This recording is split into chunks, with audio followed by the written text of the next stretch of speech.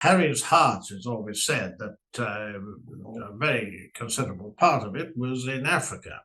We know that he and Meghan chose their trip in 2019 to South Africa. It was successful until they not only launched proceedings against a newspaper there, but also made clear in memorable interviews that they were far from happy as senior working royals. And we know subsequently that led to the Sandringham Agreement and them stepping back and then stepping down, and not, as they would wish, a sort of half in, half out, which simply wasn't practical. It certainly wouldn't have been. However, there is no question that this trip to Nigeria is particularly important for them. Their brand is, and its value will be on show.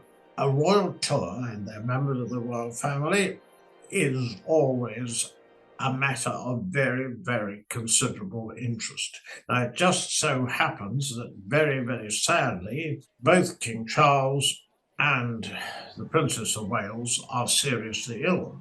They can't undertake royal tours, and indeed we're looking at speculation as to whether King Charles will be attending the Commonwealth Heads of Government in Samoa in October. Will he and Queen Camilla, will they be able to tour Australia and New Zealand afterwards?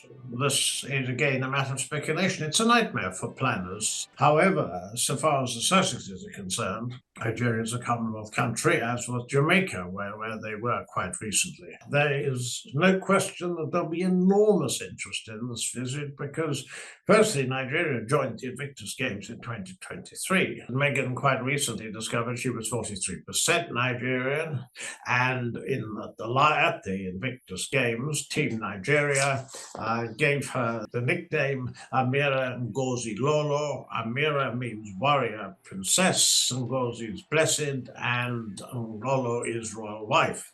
So expect the Sussexes to maximize every single aspect of this trip. They might release extra photographs of themselves, along the lines of what they did in Harry and Meghan, that Netflix documentary, but then they rubbished the Commonwealth there. Not them personally, but they had talking heads who did.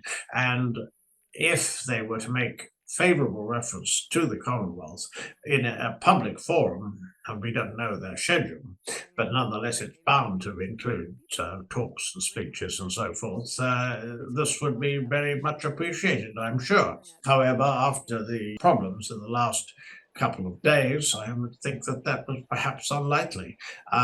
They undoubtedly cultural events, links with Invictus.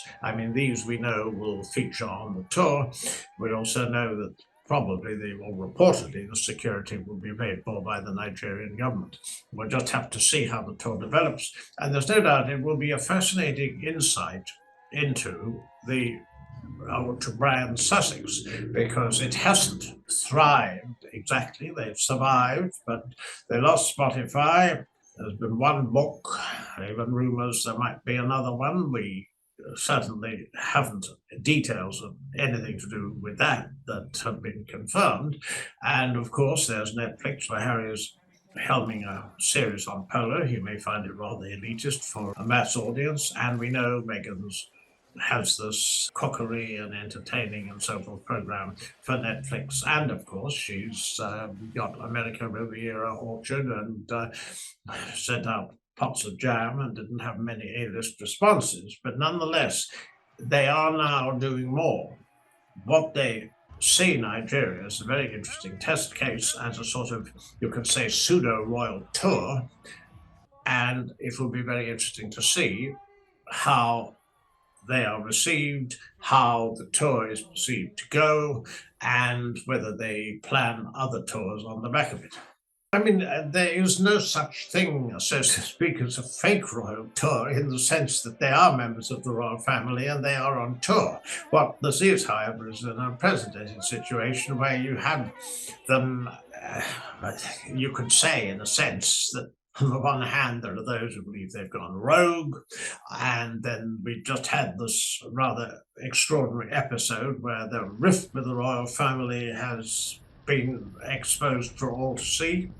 And on the other hand, you have the fact that Meghan didn't appear with Harry at St. Paul's, and I always thought this tour was a sort of cover for the fact that, this will obviously, the press is hostile, the people we know in Britain, Meghan's terrible poll ratings, so she knows this and so she stayed away. But equally, undoubtedly, this will give her a boost, and it will undoubtedly give their brand a boost because they will get an enormous amount of publicity.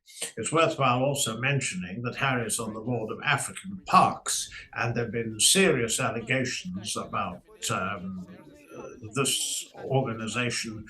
He's so far, to my knowledge, after an initial statement a while ago, chosen to remain silent and not either done anything about it publicly or stepped down from the board. I would say in the South African tour, because Africa has always been close to Harry's heart and Meghan seemed to have an affinity with it, there's no question that she spoke very memorably as a person of colour and your sister. These speeches or speeches of that sort, I think we can expect quite a few in the coming days. There's absolutely no doubt that it will be covered by wall to wall by a huge number of press. Now, that will be an interesting test of the strength of the brand Sussex, and perhaps there will be indications as to other activities that they plan for the future. But certainly, I would expect more tours. I think that for most commentators, the fact that King Charles and Harry didn't meet was a surprise. There's no question that when Harry's spokesperson put out the fact that apparently the king couldn't find time in his busy diary, that was surprising because they had met when the king's cancer diagnosis was announced in February, and it had been a brief meeting. We don't know how it went. We know Harry came over immediately, and it was expected that though because of the deep rift in the royal family, obviously Harry and William were not going to meet. That was, I think, something that was pretty well set in stone. But there was the thought, especially since they would be so close to each other during part of it, that when Harry was here, he and King Charles would meet. As it has turned out, they didn't. And there's no doubt that is perceived as a snub. There's absolutely no doubt as well the fact that it was announced that William would be Commander-in-Chief of the Army Air Corps, which Harry served in Afghanistan, and that will take place on Monday. He'll succeed his father. That underlines the fact that the royal family and the Sussexes, for the time being, have very little, it would seem, in common. I mean, it's all very unfortunate. It's the world's most high-profile royal family having a rift that is painfully public. And I think one of the reasons for this, and it's pretty clear, the fact that he went on Good Morning America and made comments about the way that illness can unify families, words to that effect, very probably did not endear himself to the king. There's no doubt that the royal family don't trust the Sussexes. The reasons why are obvious. Equally, it would have been a step forward. One always regards illness as a possible game changer, serious illness particularly. So it's all very sad, it's all very extraordinary, and it's all playing out in the most public limelight possible. Quite amazing, really. And also at St. Paul's, I mean, to see Earl Spencer and his sister supporting Harry, I mean, that will bring back echoes to the royal family of a very different event, Princess Diana's funeral, of course, a long time ago, but nonetheless, something that symbolically was obviously important.